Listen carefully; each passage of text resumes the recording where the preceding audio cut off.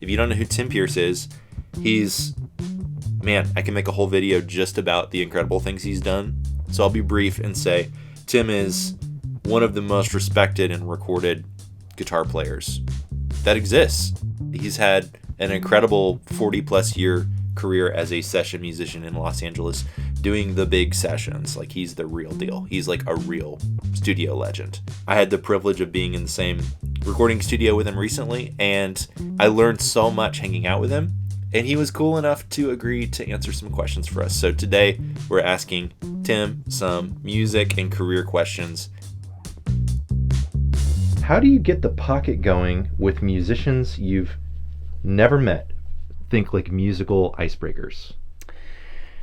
Okay, this is always a delicate situation, but it's much easier than you might imagine. Hopefully, there's nobody in the room that has a problem with their pocket, okay?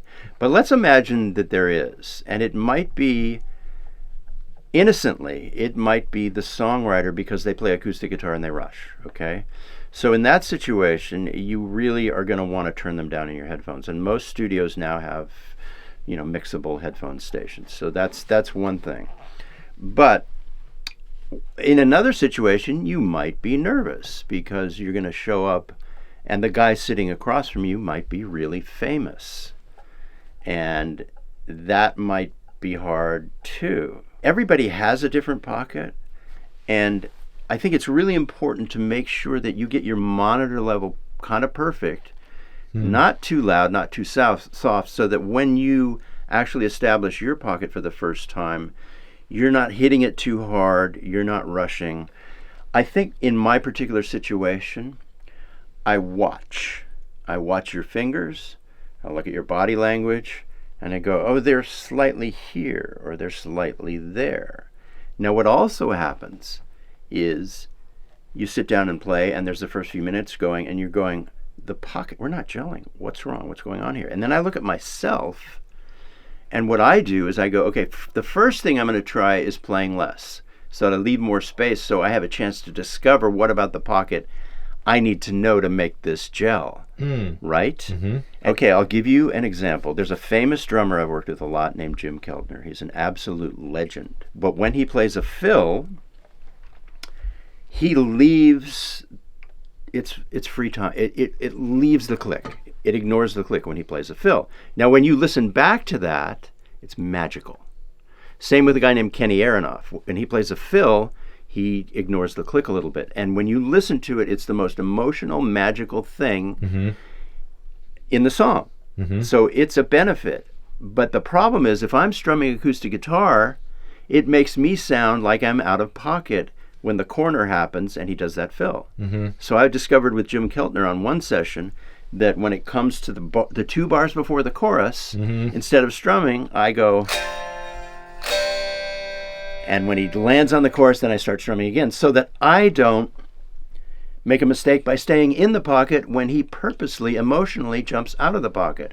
So these are examples. That's great. Yeah, you need to listen, you need to leave space, and then gradually bleed yourself back in. But most of the time, you can go, oh, this guy's a little more on top of it, and you're right there. Or you can go, this guy's really laid back, and you're right there. With a little bit of experience, it gels no matter what. But there are situations where I would suggest it always sounds good to stop playing, basically. Yeah. It always sounds good to play a whole note and just rest. Yeah. So you do that, you listen, and you realize what it is you have to do to adapt to this person's lifetime of idiosyncrasy that they're bringing here. And it might be playing a little on top, a little behind, a little too busy, whatever it is, you can adapt. That's great. If you don't already subscribe to Tim's YouTube channel, he has a channel of his own, which is an incredibly helpful resource for musicians, and he also has something called the Masterclass. I'm going to put links to those things. Also, I have a good friend who's a photographer, Tilly Scholl, and she took a bunch of amazing photos of the session, and I'm going to use some of those in the videos. She actually has a YouTube channel. It's an educational photography channel. So if you don't get anything else from this video, please support my friends Tim and Tilly. Check out their channels. The links are in the description. Okay, let's get back to this discussion. So I guess my question for you is, like, how does a bass player make you feel at peace when you're playing music or when you're recording? I would say all of us in a situation where we're recording a song for a singer, we have to use our instruments in service of the song and the singer. And the thing that would make me not trust a bass player is if they really were concerned with inserting their personality too much. You know, that's the thing. It's about orchestration. So trust would mean, you know, making me feel at ease, making the drummer feel at ease, having the confidence to actually, you know, get it right quickly. Yeah. Which all you guys do, and not overplaying. But that being said, because of the frequency of the bass, you guys can overplay as much as you want. And I love busy bass. Okay. So I answered your question. I answered it, you know, maybe a few other questions at the same time. No, it's interesting because, and that brings up an interesting concept to me, is that you could have 10 different musicians play on a song, and they could all play what they believe is serving the song, and it would be 10 different things. So it's like, how do you, which one actually is the best for the song? Everybody offers all the ideas they can, and then it's usually the artist and or the producer who decide what it should be. And sometimes that is completely hands off. I mean, a lot of the great producers I work with are completely hands off. They let the band create the parts. And there might be a suggestion about guitar tone or changing a part in a section of a song. But the reason we hire you and they hire me is because they can actually trust that we're going to come up with the right thing without any words. So it's putting the right people in the room and letting them do their thing. Yeah.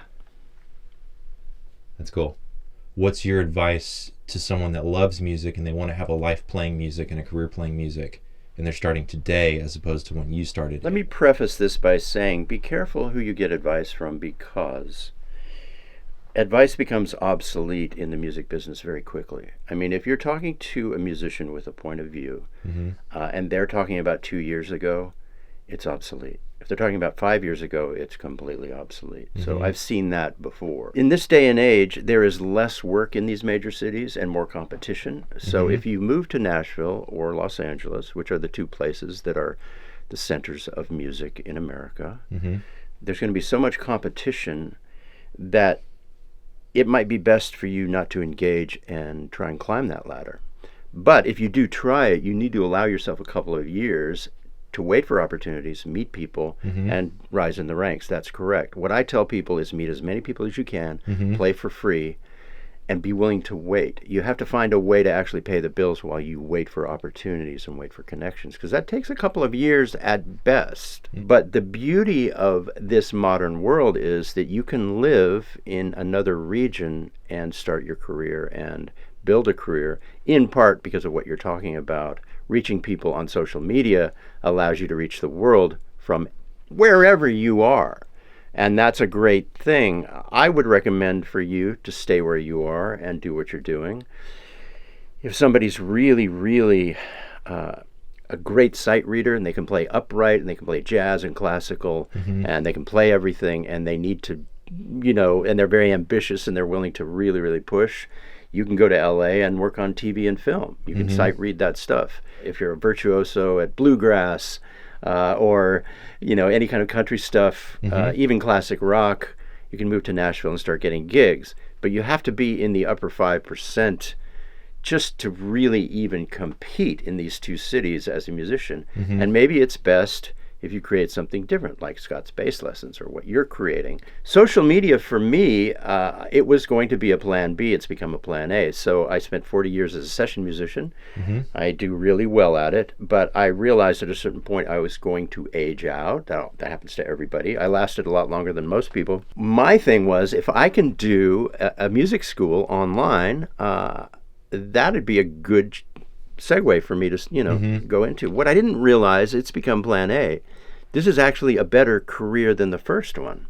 And I certainly wish that for you, and I wish that for everybody. Lastly, the way you do it is you do everything you can. You perform, you write, you teach, and you do everything you can, so you have multiple income streams.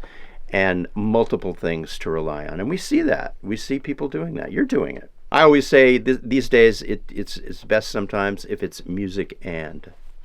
The masterclass you were telling me about, how can people find that? Tim Pierce Guitar, Tim Pierce, Okay. on YouTube or Google it. And it's just a giant collection of educational videos for guitar players. We were talking a little bit about this the other day. So do you still practice? And have you always practiced? And if so, what are you practicing? One of the things I kind of ignored in my career when I was really busy doing records and TV and film and commercials and all that stuff is I ignored practicing because I was too busy getting there early, setting up the gear, playing the parts, coming up with the sounds, going to the next session. There were days when I remember one day when I did a commercial in the morning for Home Depot, and then I went and did a CSI television show, and then I went and did a Jamie Foxx record for Babyface. So it was 3 destinations in one day. I had no time to practice, and I was so fatigued all the time that it was basically I was a guitar orchestrator and I didn't practice. What I practice now is I find pieces of music that I think are challenging. Right now there's a guy named Lewis Cole that's been around for a while, and I love the way he writes. I've been playing over his stuff. And you were saying he's not a guitar player, he's No, more piano. He's a piano and a composer and a drummer. I practice picking, and there are teachers I like Ben Eller's really good at teaching picking. I want to get my picking a little better because most of my speed comes from my left hand. So right now I'm practicing that. I actually film myself practicing to see if I'm too busy, trying not to do that run-on sentence when I'm playing, trying to leave space. Yeah, complete phrases. And trying to show emotion. The hardest thing as a guitar player is you can concentrate on technique and leave heart and soul behind. I can look at myself playing and go, oh, this is by rote. You're just playing a run-on sentence of stuff with your left hand. Where's the heart and soul? And then I have to try and reinsert that. So there's lots of stuff you can practice. But if I had to simplify an answer to the question, play over songs, learn parts on songs, play over music that's slightly challenging. I love playing solo guitar over a piece of music that has a slight key change in it, just a slight twist, so that I have to change something. Not too much though, but not like bebop or anything. I just like a slight key change. Yeah, I agree. Like that thing we were jamming on yesterday, where we went from G down to F, and that little moment in between where you can. Yeah, the rub that happens. You're absolutely right. Yeah, that was a perfect example. Yeah, I love those moments. Yeah. Okay, that's a great answer. Yeah. You've had a pretty amazing career, at least in my opinion. What do you believe have been the keys to your success? Okay, the main thing, the main reason I've worked is because I play from the heart. Okay. Now, there was a question asked to a producer, guitar player named Danny Korchmar about what's the most important thing for a studio musician to have. And he said, joy. And that's presupposing that you have all the other skills. But the reason people have hired me is because I play from the heart. And when I play a simple part, it sounds like I really want to be there playing it, and that I own it, and that maybe I wrote it, and that I love doing it. You can have a lot of ability on an instrument and be able to play anything, but if you show up and what you're playing seems beneath you or too easy for you, that can be a problem. And now I think in this day and age, more musicians understand this, and when they play a simple part, they play from the heart. For me, I moved to a city where there was music going on. I did as much as I could to do every session at every price point, whether it's $30 or $50. I'm talking decades ago. So, and I also tried really, really hard to bend over backwards to deliver what people wanted, right? And the problem with being a musician in a collaborative situation is that you will get your feelings hurt. So what I always say is that you have to allow your ego to get obliterated when they reject this amazing thing that you just played from the heart. And then you have to be able to bring it back full force when you try the next thing. So you'll be playing, you'll try something, and then they'll go, no, we're not into that.